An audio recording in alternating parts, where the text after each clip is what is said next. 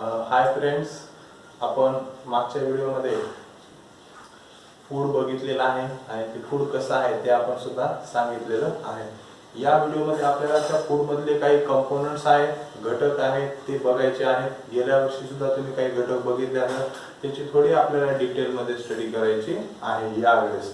तर यासाठी आपल्याला सर्वात पहिल्यांदा फूड म्हणजे काय सांगायचं आहे। त्या फूड म्हणजे काय आपण मागे बघितलेले त्याचे सुद्धा आपण काही महत्त्वाचे पॉइंट्स रिमेंबर केलेले आहेत की फूड आपल्याला एनर्जी आहे, डिसीज साठी इफेक्टेबल आहे, डिसीज होऊ देत नाही, अशा सर्व कामासाठी आहे। तर त्याच्यातलं काही कंटेंट काढून आपण एक फूडची नवीन डिफाइन किंवा एक कन्सेप्ट तयार केलेला आहे। तर फूडचा कन्सेप्ट कोणता आहे बघा, it is the group of edible substance. Edible म्हणजे खाण्याचे असे कोणते सबस्टन्स आहेत की ते आपण खातो, सोबतच which provide energy to the living body.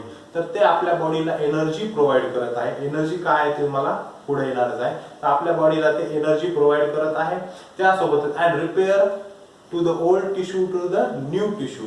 आपल्या शरीरामध्ये सेल्स असतात, टिश्यू असतात, तर ते रिपेअर करायचं काम सुद्धा फूड करत आहे। अशा सगळ्या ग्रुपला आपल्याला फूड नाव द्यायचं आहे। तर फूड कळालं तुम्हाला की आपल्या लिव्हिंग थिंग्स साठी आपण जे काही सबस्टन्स खात आहे त्याच्यातून आपल्याला एनर्जी भेटते आणि सोबतच आपले जो काही टिश्यू आहे आपल्या बॉडी मधला, तो बॉडी मधला टिश्यू ओल्ड टिश्यू रिपेअर होतो, नवीन टिश्यू तयार होतो। असे हे पूर्ण आपल्या बॉडीची रिक्वायरमेंट तिथं कंप्लीट होते। अशा याला आपल्याला फूड बनायचं आहे। मग फूड मध्ये नेक्स्ट आपल्याला बघायचं आहे nutrition.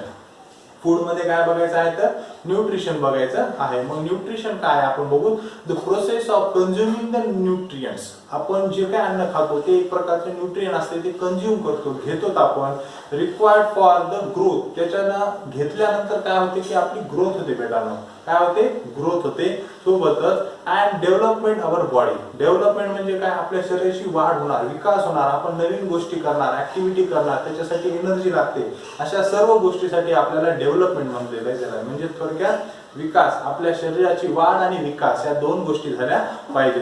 To the obtain energy, सोबतच आपल्याला ते करण्यासाठी कशाची गरज आहे तर एनर्जीची गरज आहे, म्हणजे ऊर्जेची गरज आहे। ती ऊर्जा आपल्याला त्या फूड मधून भेटते आणि अशाच याला आपल्याला म्हणायचं आहे न्यूट्रिएंट म्हणायचं आहे, म्हणजे पोषण म्हणायचं आहे। शरीराचं आपल्या पोषण होत आहे। मग हे पोषण होताना न्यूट्रिएंट मध्ये आपल्याला अजून काय पुढे पॉइंट आहेत बघा, मग सांगतो। Our food content 3 main source of किंवा 3 मेन सबस्टन्स आहेत। आपल्या फूड मध्ये 3 मेन्स आहेत आपल्याला दिलेले, कार्बोहायड्रेट, फॅट आणि प्रोटीन, हे 3 मेन सबस्टन्स आहेत। यानंतर ऍडिशन काही जणांचं आहे, सम सबस्टन्स ऍडिशन केलेलं आहे आपण त्याचं बघा। In addition our body required water आहे, खूप महत्वाचं आहे। यानंतर मिनरल्स अँड विटामिन्स आहे आणि लास्ट आहे फायबर। फायबरला आपण डायटरी फायबर सुद्धा म्हणतो। तर हे आपले ऍडिशन आहे। टोटल पहिले 3, नंतरचे आपण 3 बघितले, असे 6 म्हणजे 6 न्यूट्रिशन आपल्या बॉडीला खूप गरजेचे आहे। मग आता या ठिकाणी व्हेरियस मध्ये आपल्याला काय नेक्स्ट पॉइंट सांगतो मी, various food components are group into the classes. आपल्या क्लासमध्ये 3 ग्रुप मध्ये आपल्याला ते डिवाइड केलेलं आहे। कोणते कोणते, पहिला ग्रुप आहे एनर्जी गिव्हिंग फूड। एनर्जी म्हणजे जे खाल्ल्यानंतर, जे फूड घेतल्यानंतर, जे न्यूट्रिशन इनटेक केल्यानंतर आपल्या बॉडीला एनर्जी येते। एनर्जीसाठी फक्त 2 आहेत, कार्बोहायड्रेट आणि फॅट्स आहेत। काय आहे, कार्बोहायड्रेट्स अँड फॅट अवेलेबल आहेत आपल्याला, जेणेकरून आपल्याला त्याच्यातून एनर्जी येते। नेक्स्ट आहे body building food. Body building साठी फक्त 1 आहे, बॉडी बिल्डिंग साठी फक्त 1 आहे, म्हणजे आहे प्रोटीन। प्रोटेक्टिव्ह फूड्स म्हणजे आपल्याला डिसीज वगैरे होऊ नये यासाठी आपल्याला प्रोटेक्टिव्ह फूड म्हणलेलं आहे। त्यासाठी विटामिन्स आणि मिनरल्स हे 2 आहेत। आणि सपोर्टिंगला आपण वापरत आहे जसे की वॉटर आहे आणि फायबर, म्हणजे त्याला आपण डायटरी फायबर सुद्धा म्हणतो। तर न्यूट्रिशनचा पॉइंट कळाला, 3 मेन सोर्स आहेत, 3 सब मेन सोर्स आहेत। या सगळ्यांना मिळून आपल्याला 6 न्यूट्रिशन दिलेले आहेत, carbohydrate, fat, protein, vitamin, minerals, water आणि डायटरी फायबर, हे त्याच्यामध्ये दिलेले आहेत। यानंतर आता आपल्याला पुढे पहिला पॉइंट बघायचा आहे की कार्बोहायड्रेट्स काय आहेत। काय बघायचंय, कार्बोहायड्रेट। तर कार्बोहायड्रेट साठी आपल्याला एक टेस्ट दिलेली आहे, त्याच्यानं आपण त्या कार्बोहायड्रेटला आयडेंटिफाय करू शकतो। खूप सिंपल टेस्ट आहे। आपल्याला पीसेस ऑफ पोटॅटो घ्यायचे, आलूचे पीसेस घ्यायचे आहेत, सोबतच टिक्स्चर ऑफ आयोडीन मार्केटमध्ये अवेलेबल आहे। टिक्स्चर ऑफ आयोडीन त्याचं सोल्युशन करायचं, त्याच्यामध्ये डिस्टिल वॉटर टाकून ते आपल्याला डायल्यूट करायचं आहे। त्याचं सोल्युशन घ्यायचं, एक ड्रॉपर घ्यायचं, त्याच्यात आपल्याला ड्रॉप टाकायचे आहे। मग आपण काय करणार की ते सोल्युशन जे आहे त्या सोल्युशनचे ड्रॉप आपल्या आयोडीनवर म्हणजे आयोडीनचे जे ड्रॉप आहे ते आपल्या पोटॅटोच्या स्लाइड्सवर टाकणार आहेत आणि ते टाकल्यानंतर त्याचा कलर जो आहे तो ब्लॅकिश ब्ल्यू कलर होणार आहे. कोणता कलर होणार आहे तर ब्लॅकिश ब्ल्यू कलर होणार आहे. मग हा ब्लॅकिश ब्ल्यू कलर दिसला सीन झाला तर त्या ठिकाणी त्यामध्ये पोटॅटो मध्ये काय आहे तर कार्बोहायड्रेट प्रेझेंट आहे. कार्बोहायड्रेट प्रेझेंट्स आहे. ठीक आहे, एवढं कळालं. यानंतर आता आपल्याला थोडंसं एक छोटासा पॉइंट सांगतो डिटेल मधला. Carbohydrate are main 3 components. कार्बोहायड्रेटचे सुद्धा 3 कंपोनेंट्स महत्त्वाचे आहेत. पहिला आहे शुगर, दुसरा आहे स्टार्च, तिसरा आहे फायबर. फायबरला सुद्धा आपण डायटरी फायबर म्हणतो. स्टार्च त्याच्यातला मोठा कंपोनेंट असल्यामुळे आपल्याला ते जनरली सगळीकडे दिसत असतो. तर आता यानंतर आपल्याला पुढे बघायचं की कार्बोहायड्रेट अजून कसं आहे बघा, कशामध्ये प्रेझेंट असतो. ग्रेन सच ॲज राईस आहे, व्हीट्स आहे, साबू म्हणजे आपला साबुदाणा, शुगर आहे जसे की शुगर कंपाऊंड म्हणजे शुगर केन आहे, स्वीट फ्रुट्स असतात मँगो वगैरे, हनी.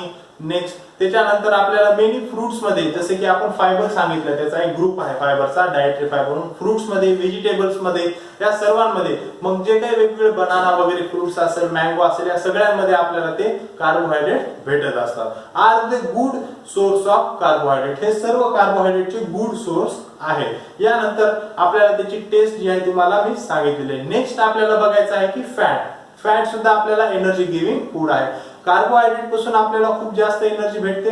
नेक्स्ट आपल्याला फॅट पासून एनर्जी भेटणार आहे. तर फॅटी सबस्टन्स साठी आपल्याला एक छोटीशी टेस्ट दिली होती की आपल्या घरामध्ये ऑइल असते ते ऑइल आपण कागदावर जर घेतलं पेपरवर आणि त्याला रब केलं तर तो कागद जो आहे तो ट्रान्सपरंट होतो because presence of fat substance किंवा फॅटी सबस्टन्स. ही छोटीशी सिंपल टेस्ट आहे. Fatty substance leaves a glossy and transparent spot of paper. तर त्या पेपरवर ग्रॉसी याच्यावर आपल्याला ट्रान्सपरंट पेपर जो आहे तो तयार होतो जेणेकरून त्याच्यावर फॅट जो आहे तो आपल्याला समजत राहणार आहे किंवा त्याचं प्रेझेंट आपल्याला तो दिसणार आहे. नेक्स्ट आपल्याला बघायचे की फॅट म्हणजे काय. Fats are the obtaining there the form of plant and from the animal. तर फॅट आपल्याला 2 सबस्टन्स पासून भेटतो. एक आहे प्लांट, दुसरा आहे एनिमल सबस्टन्स पासून भेटतो. मग एनिमल सबस्टन्स आणि प्लांट सबस्टन्स कसे कोणते तर पहिले आपल्याला प्लांट सबस्टन्स बघायचे. त्याच्यामध्ये एक्झाम्पल फॉर ग्राउंडनट्स म्हणजे शेंगदाणे वगैरे, तीळ वगैरे आहे, जवस आहे, सोयाबीन आहे. ओके, असे डिफरंट टाइप्स आहेत प्लांटचे. मग यामध्ये नेक्स्ट आपल्याला बघायचे की एनिमल पासून आपल्याला घी आणि बटर भेटते. बरोबर आहे, तूप भेटत आहे, बटर भेटत आहे. हे एनिमलचे सोर्स आहे. नेक्स्ट आपल्याला पुढे बघायचे fat as the fuel of our energy body. तर फॅट जो आहे तो आपल्या बॉडीचा फ्यूल आहे म्हणजे इंधन म्हणून सुद्धा त्याचा आपण वापर करतो. In our body they provide the main energy from the carbohydrate. Carbohydrate नंतर मेन एनर्जी सोर्स जो आहे तो फॅट आहे. पहिला सबस्टन्स एनर्जीचा आहे फॅट कार्बोहायड्रेट, दुसरा आहे फॅट आहे. यानंतर नेक्स्ट आपल्याला फॅटचे बघायचे की our body has some advantages of fats deposit in a small quantity. तर आपल्या बॉडीमध्ये ज्यावेळेस आपण अन्न खातो त्यावेळेस ऑइल वगैरे घेतो. ऑइल घेतल्यानंतर आपल्या बॉडीमध्ये काही वेळेस फॅट डिपॉझिट होतो, स्टोर होतो. तो कशासाठी. It helps the body organ to grow and protect them from the injury of and prevent the loss of the heat. आपल्या बॉडीला एखादी इंजुरी वगैरे झाली असेल तर ती इंजुरीला प्रोटेक्शन देण्यासाठी जसं की थर्माकोल असते, टीव्हीला वगैरे पॅक करताना थर्माकोलचा वापर होतो जेणेकरून त्या टीव्हीला किंवा त्या मधल्या वस्तूला डॅमेज होणे. तसंच आपल्या बॉडीला फॅट जो आहे तो आपल्या बॉडीचं प्रोटेक्शन करत असतो जेणेकरून आपल्या बॉडीला इंजुरी वगैरे होऊ नये जास्त. त्यानंतर heat them from the body surface. Too much the fat deposition are harmful. तर आपल्या बॉडीमध्ये फॅट जो आहे तो जास्त जर झाला तर आपल्याला हार्मफुल होतो म्हणजे आपलं ओबेसिटी वजन वाढते, आपण खूप हेल्दी लठ्ठ दिसतो. सोबतच आपल्या बॉडीमध्ये कोलेस्ट्रॉलचं प्रमाण वाढते जेणेकरून आपल्याला हार्ट डिसीज सुद्धा होऊ शकतात. तर आपल्याला फॅट जो आहे तो राईट क्वांटिटी मध्ये घ्यायचा आहे, जास्त किंवा कमी सुद्धा घ्यायचा नाही.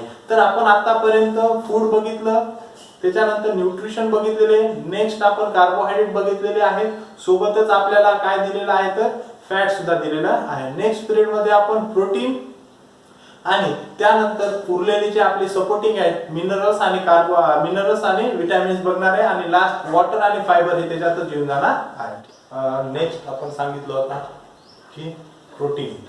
आपल्याला आता प्रोटीन बघायचं आहे. तर प्रोटीन कशा पद्धतीने आहे. प्रोटीन म्हणजे प्रथिने असतात, मराठीमधून त्याला आपण प्रथिने म्हणतो. तर प्रोटीन समजण्यासाठी तुम्हाला एक मी सिंपल पद्धत सांगत आहे. जसे की आपल्याला एखादी खूप मोठी बिल्डिंग बांधायची असेल तर त्या ठिकाणी आपल्याला ब्रिक्स लागतात, म्हणजे विटा लागतात. त्या विटांशिवाय आपण ती मोठी बिल्डिंग किंवा एखादी भिंत मोठी तयार करू शकत नाही. तसंच आपलं जे प्रोटीन आहे बॉडीमध्ये, ते प्रोटीन शिवाय आपली बॉडी तयार होऊ शकत नाही. जे काही आपल्या मसल्स दिसणार आहेत, सेल्स आहेत, बोन्स आहेत, सर्व गोष्टी आपल्या प्रोटीन पुढे असतात. या प्रोटीनसाठी आपल्याला एक छोटीशी टेस्ट सांगितलेली आहे. या ठिकाणी आपल्याला काय घ्यायचे की जे सबस्टन्स आहेत, जसे की आपण एक्झाम्पल घेणार आहे, आपल्याला मीट वगैरे किंवा चीज आहे किंवा ग्राउंडनट्स वगैरे आहे, ऑइली पण आहे ते आणि त्याच्यात प्रोटीन सुद्धा असते.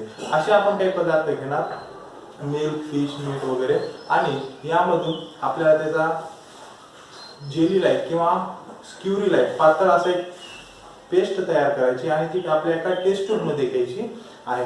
जसे की एक्झाम्पल आपण मिल्क घेतलं किंवा फिशला क्रश करून घेतलं, खूप बारीक ग्राइंड केलं फिशला, आणि आपण ते एका टेस्ट ट्यूब मध्ये घेतल्यानंतर काय होणार आहे, त्याच्यामध्ये आपल्याला कॉपर सल्फेट टाकायचं आहे आणि कास्टिक सोडा टाकायचा आहे आणि ते शेक करायचं. शेक केल्यानंतर त्याच्यामध्ये त्याचा कलर जो आहे तो व्हायलेट कलर होणार आहे आणि मग त्याला सांगायचे की present in the protein. Violet colour आला की त्याच्यामध्ये प्रोटीन प्रेझेंट आहे. आता प्रोटीन कशा कशामध्ये येते ते आपण बघू. तर प्रोटीन आहे बघा, milk, fish, meat, cheese and eggs are the main source of animal protein. तर हे ॲनिमल पासून भेटणारे प्रोटीन्स आहेत. त्यानंतर व्हेजिटेबल्स मध्ये बघा, व्हेजिटेबल मध्ये protein are can be obtain from the luminous, म्हणजे ज्या प्लांटचे आपल्याला दाणे खायला भेटतात, जसे की शेंगदाणे सांगितलेले. त्यासोबतच इन्क्लुडिंग द पल्सेस, डाळी वगैरे आहेत, सोबत बीन्स. आपण त्या टेस्टसाठी डाळींचा क्रश वगैरे करायचा आणि त्याच्यात ते जर आपण कास्टिक सोडा आणि कॅल्शियम फॉस्फेट टाकलं तर त्या ठिकाणी आपल्याला त्याचा कलर व्हायलेट दिसणार आहे. यानंतर protein are the required for the growth and the repairing. Protein आपल्या शरीरासाठी ग्रोथ आणि रिपेअरिंगचं काम करत आहे खूप मोठ्या प्रमाणामध्ये. नेक्स्ट आहे our body they help in tough fibre. तर प्रोटीनला टफ फायबर सुद्धा म्हणतात. टफ फायबर म्हणजे कसं की आपले नेल्स आहेत, टीथ आहे, हेअर आहे, यासाठी आपल्याला ते टफ फायबर म्हणून सुद्धा त्याचा वापर होतो. ते repair our body, they help in for the tough fibre naturally of hair and nails and for the structure of the muscles. काही मसलचं स्ट्रक्चर सुद्धा त्याच्यामध्ये, मसल्स म्हणजे स्नायू, स्नायूचं स्ट्रक्चर सुद्धा प्रोटीन मुळे होत असते. यानंतर they are the part of our blood. Blood मधला सुद्धा काही पार्ट्स आहेत. यानंतर help in the proper function of our body. तर हे सगळं आपल्या प्रोटीन जे आहे ते शरीरामध्ये खूप महत्वाचं आहे. त्यामुळे प्रॉपर फंक्शनिंग होण्यासाठी, कार्य होण्यासाठी आपल्याला प्रोटीनची खूप गरज आहे. आणि अजून एक महत्वाचा पॉइंट होता प्रोटीनचा की ते आपल्याला अजून कुठे येते बघा, large amount of protein in need for the building new tissue. तर खूप मोठ्या प्रमाणामध्ये जर आपल्याला इंजुरी वगैरे झाली तर इंजुरी मधून बाहेर येण्यासाठी, जशी की जखम लागली, मार लागला, ह्याच्यातून आपल्याला कव्हर होण्यासाठी प्रोटीनची खूप गरज असते. कारण की इथलचा भाग जो आहे तो पूर्णपणे नवीन टिश्यू जो आहे तो तयार होतो, तो प्रोटीन करत असतो. यानंतर in the short period such as during the infections किंवा इंजुरी वगैरे, सोबतच pregnancy and when mother is the nourishment a child. ज्यावेळेस एखादी लेडी प्रेग्नेंट असते, बाळंतपण असते, त्यावेळेस त्या मुलाला, त्या लेडीजला सुद्धा आणि त्या तिच्यामधल्या पोटामध्ये असलेल्या बाळाला सुद्धा प्रोटीनची गरज असते. कारण की त्या ठिकाणी तिची ग्रोथ होत असते त्या बाळाची, म्हणून त्याचं नरिशमेंट, पोषण खूप चांगल्या पद्धतीने झालं पाहिजे. तर असं हे आपलं पूर्ण प्रोटीनचं काम दिलेलं आहे. समजलं असेल तर परत एकदा व्हिडिओ बघा, चॅनलला सबस्क्राईब करा आणि अजून तुमचे काही प्रॉब्लेम, डाऊट्स असेल तर ते तुम्ही कॉमेंट्स मध्ये सांगा. ठीक.